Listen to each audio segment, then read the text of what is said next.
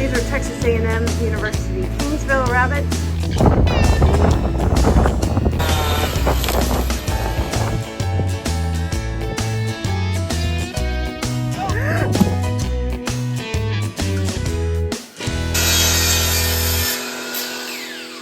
As you may know, Derek's been gone for a while, so I have a list of projects to get done.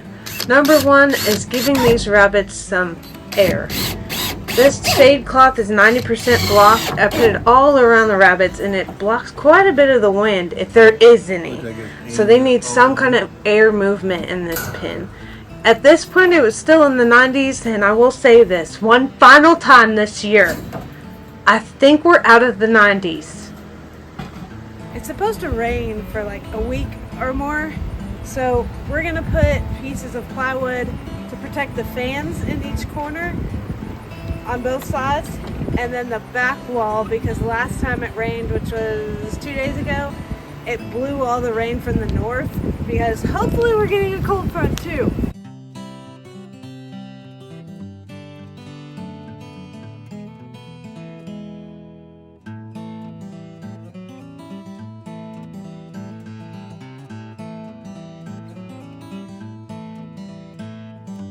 Here's what it looks like now. I'm going to take the shade off of the north side anyway. They don't need it. But this east side in the morning, sometimes the sun's pretty hot.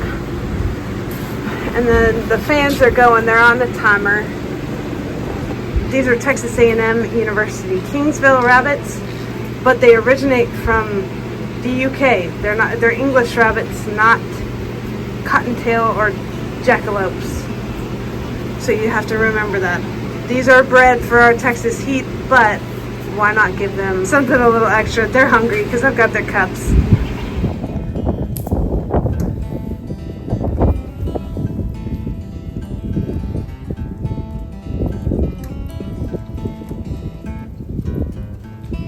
See, I knew you liked them. You ate the other two from my hand.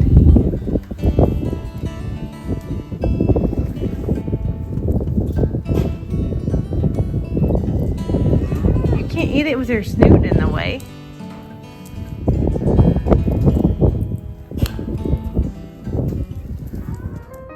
Something else we've been meaning to do when it's not a billion degrees outside is go out into the stock tank and reconnect this air hose to the air stones. This particular windmill pumps air into the stock tanks, and it's good for the fish, especially when the tanks are down this low. They need that extra oxygen and movement of water. Luckily it's been pretty windy, so they can get some air that way, but we've been meaning to fix this for some time.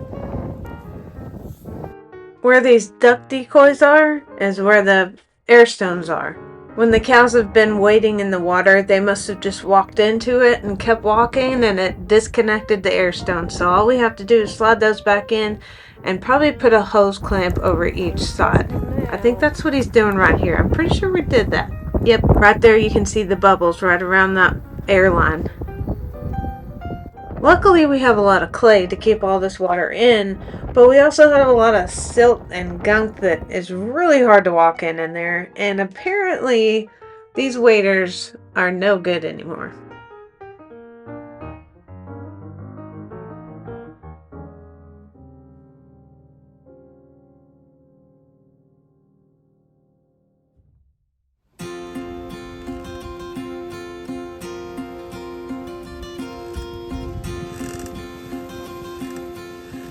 The wind is already picking up, and we were supposed to have big storms this week. We actually had a tornado in the spring, and if you haven't seen that video, I'll link it down below in the description.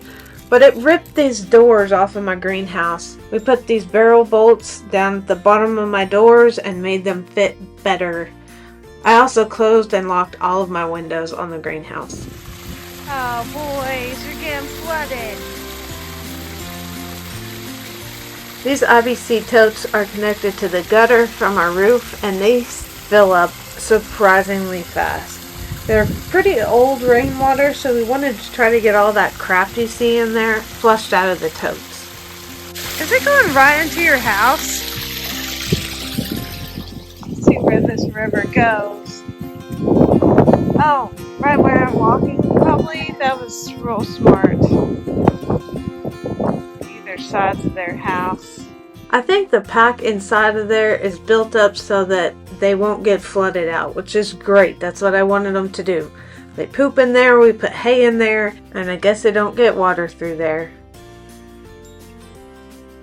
The chickens I've been raising for my sister were right here with a little cloth top on it.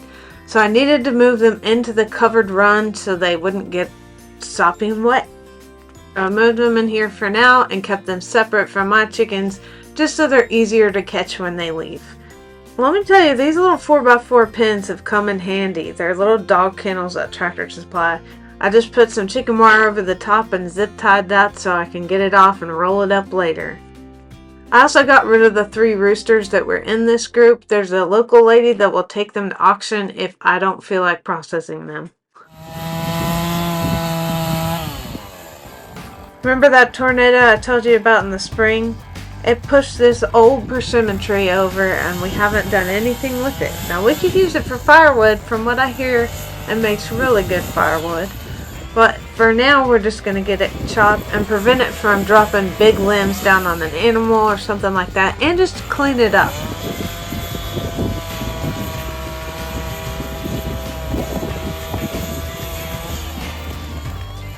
A lot of the limbs I had already carried over, and we put some old pallets that we're not using anymore on the burn pile.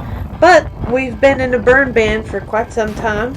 So hopefully that is remedied soon so we can get a big bonfire going.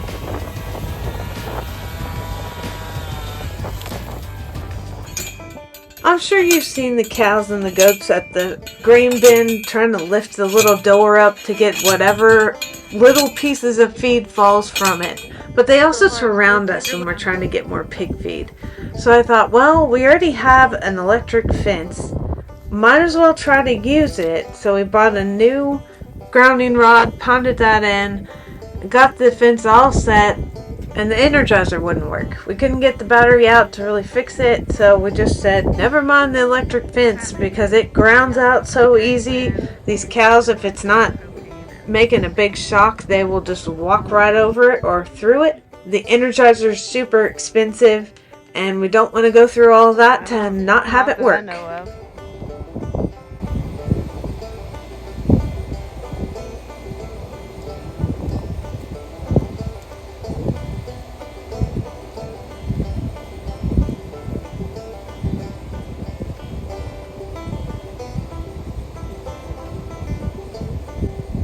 Big Ben, get that out of your mouth. Get that out of your mouth. Get that out of your mouth.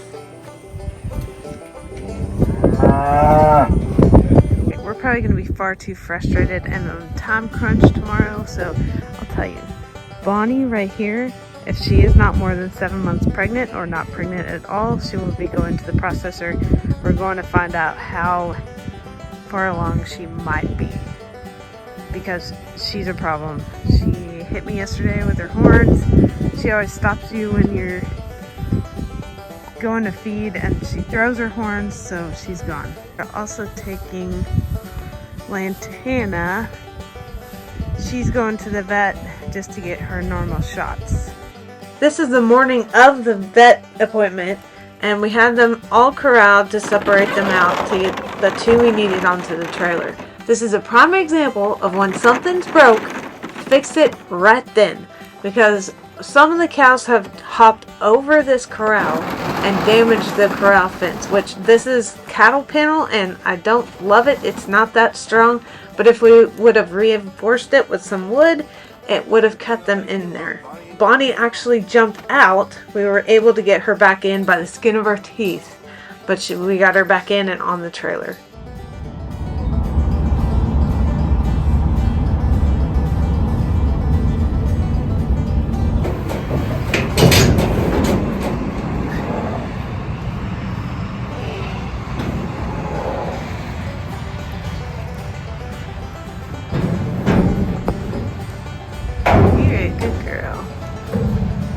Good girl, Lantana.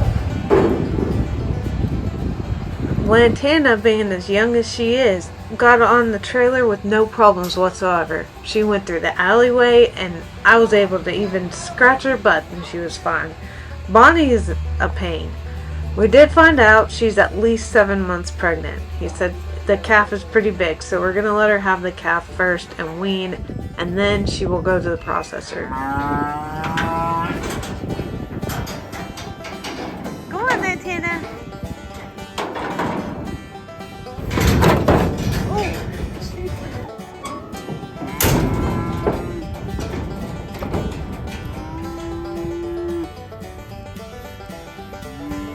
Not only are these calves super cute, but I just wanted to show they mouth things like this as they're growing up. When they're calves, they are not born with bacteria in their rumen, and they get that bacteria through mouthing things.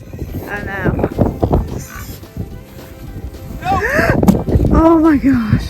In order to break those pumpkins open, we had to slam it down somehow. That was close though.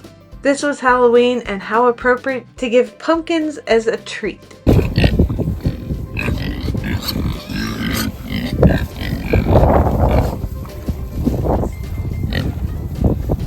The babies like pumpkin.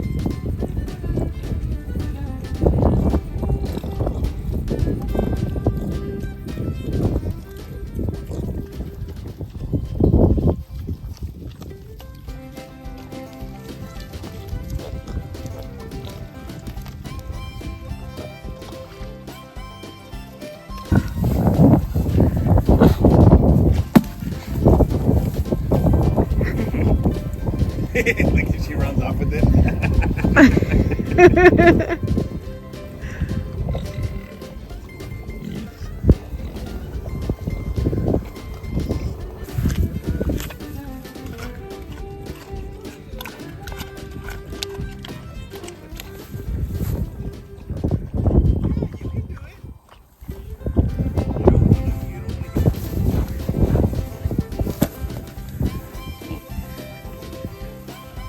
Wonder if I should give some to that one over there.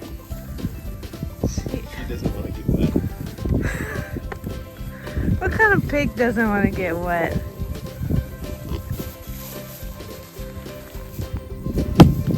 Ah.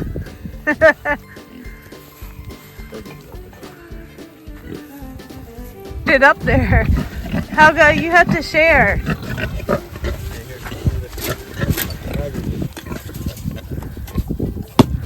There you go, Hagrid. All right, girls. Let me smash it again. There he is. Hey.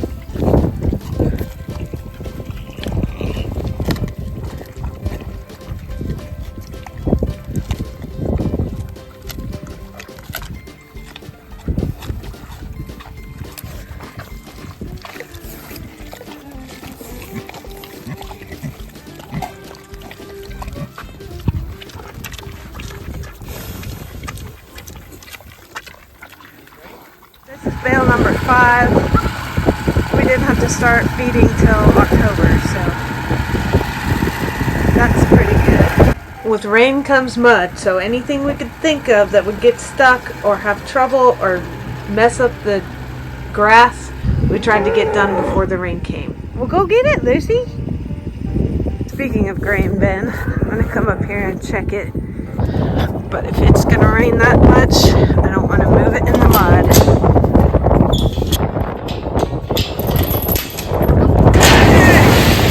Oh my. Yep, we are pretty low. Yeah.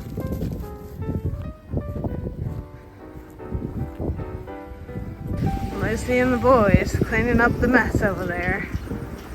Once again, if you're in the East Texas area and you need pig feed with minerals already in there, especially if you're raising pasture pigs, our neighbor has feed and he sells it for a little bit cheaper than the feed stores, at least the feed stores around us. If you need that information, email us at the email below. We have 2 pregnant pigs right now, and one of them is due any day. So before all these pellets are sold, I'm going to get some so the piglets have somewhere to get out of the mud. This is the preggers girl. She could have been due starting the 2nd. Now she's starting to get a little bit of milk. She's a little swollen in the back.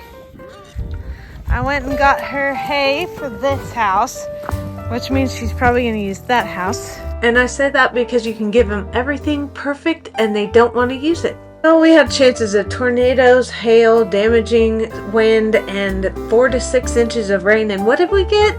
An inch. But at least we're prepared. Because remember, your animals need you when it's really hot, when it's super cold, and when it won't stop raining. If you like this video, feel free to subscribe. I upload most Sundays and you can keep watching us grow our farm.